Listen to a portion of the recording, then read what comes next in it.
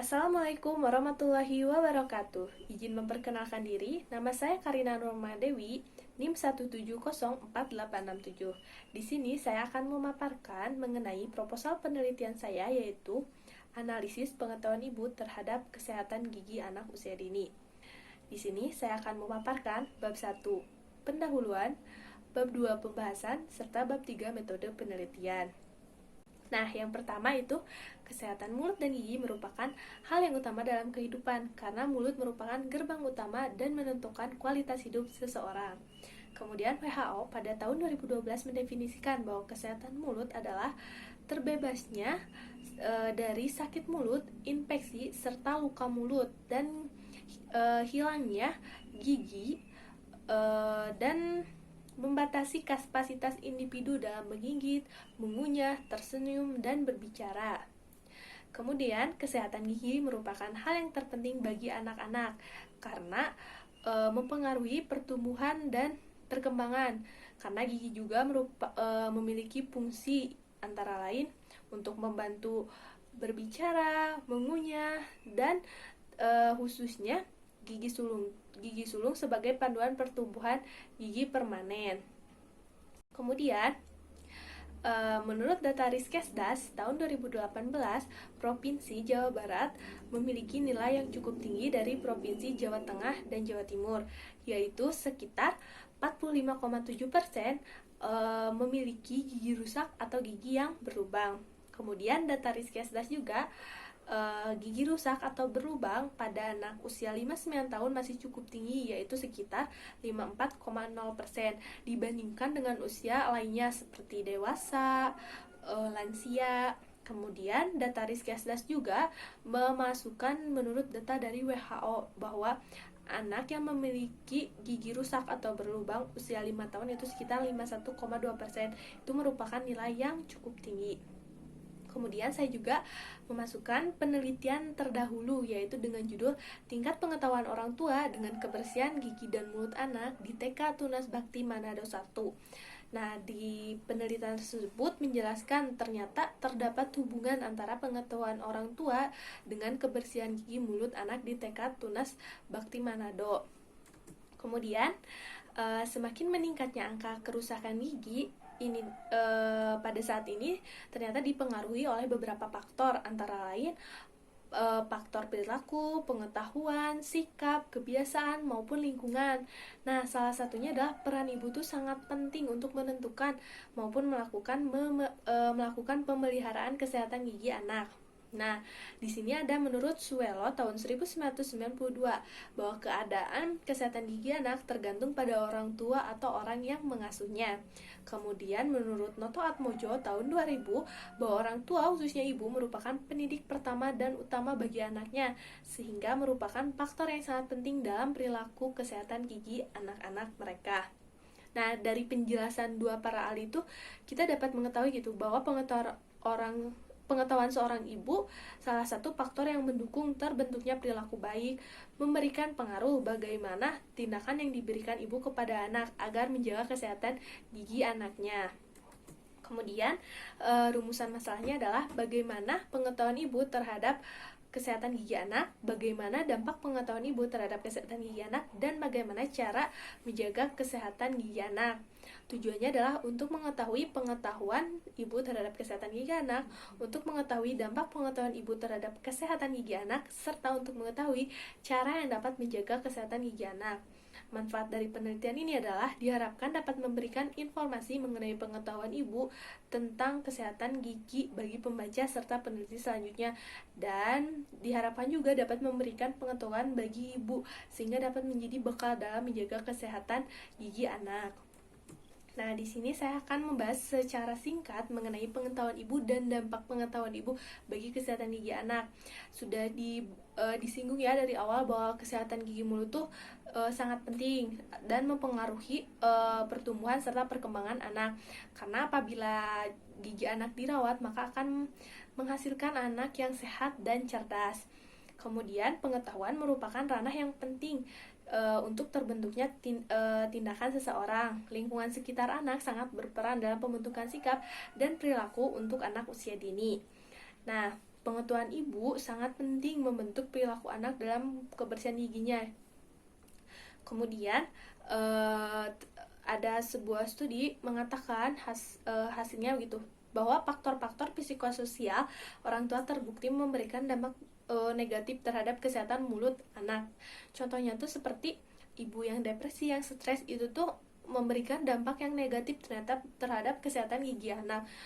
Karena agar anak memiliki gigi yang sehat tuh, ibu tuh harus memiliki pengetahuan yang baik juga atau yang cukup gitu, sehingga anak juga tidak merasa giginya sakit atau lainnya. Kemudian sehingga kan diharapkan bahwa setiap ibu yang memiliki pengetahuan yang baik kan gigi anak juga tidak akan merasa sakit atau tidak berlubang. Kemudian di sini juga ada penjelasan mengenai cara menjaga kesehatan gigi. Cara yang dapat dilakukan oleh seorang ibu kepada anaknya gitu agar gigi anak selalu sehat, yaitu dengan cara pencegahan. Kenapa pencegahan? Karena pencegahan merupakan kegiatan awal atau kegiatan yang bisa kita lakukan gitu untuk mencegahnya. Apa sih pencegahan itu? Pencegahan adalah mencegah datangnya suatu penyakit atau berkembangnya suatu penyakit, atau memulihkan fungsi tubuh yang menjadi hilang atau berkurang akibat penyakit. Nah, ternyata di pencegahan dalam bidang kedokteran gigi itu ada itu dengan 5 cara itu menurut Level and Clark. Yang pertama, health promotion. Health promotion tuh merupakan hasil kesehatan gigi. Jadi orang tua tuh memberikan informasi tentang kebersihan dan kebiasaan pada kehidupan sehari-harinya, seperti harus menggosok gigi sehari 2 kali, atau sesudah makan atau sebelum tidur kita harus menggosok gigi. Kemudian specific protection. Specific protection tuh yaitu dengan cara menerapkan langkah-langkah yang dilakukan gitu. Seperti kita sudah tahu di health promotion tuh apa saja sih yang harus dilakukan. Nah, di specific protection kita tuh menerapkan langkah-langkah tersebut. Kemudian di early diagnosis. Early diagnosis tuh gitu, kita tuh melakukan deteksi pada anak gitu, mengetahui kerusakan yang terjadi. Misalnya kita tuh bisa melakukan cek secara berkala ke dokter gigi, yaitu 6 bulan sekali misalnya.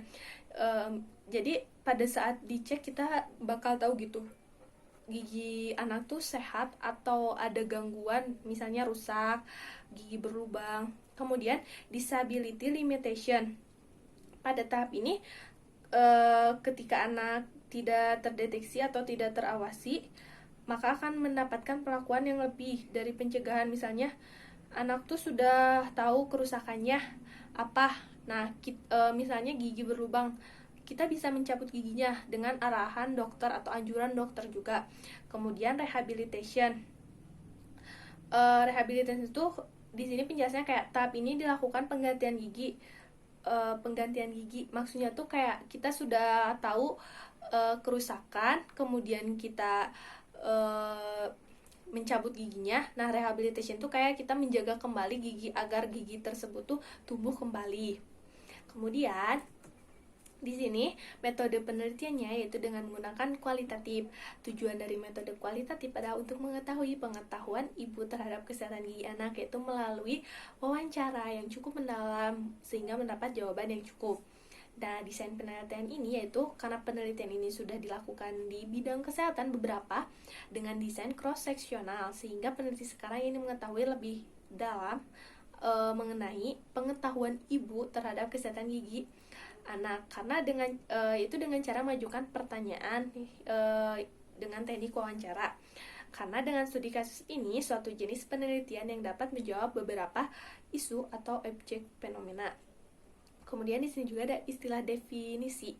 Pengetahuan ibu merupakan hal yang penting dalam memberikan perilaku atau menjaga kesehatan gigi anak. Itu menurut Noto Atmojo yang tadi tahun 2000, dan kemudian Setianingsih tahun 2017 juga terdapat definisi kesehatan gigi adalah salah satu aspek dari keseluruhan kesehatan yang merupakan hasil dari interaksi kondisi fisik, mental, dan sosial. Nah, manusia juga memiliki susunan gigi yaitu primer dan sekunder. Gigi primer itu berjumlah 20, yaitu gigi susu anak yang akan berganti menjadi gigi sekunder atau gigi dewasa.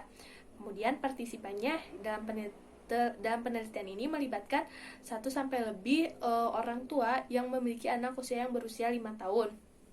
Kemudian, lokasinya saya memilih TK Ajara di Kecamatan Sukoning, Desa Sukoning, Kabupaten Garut.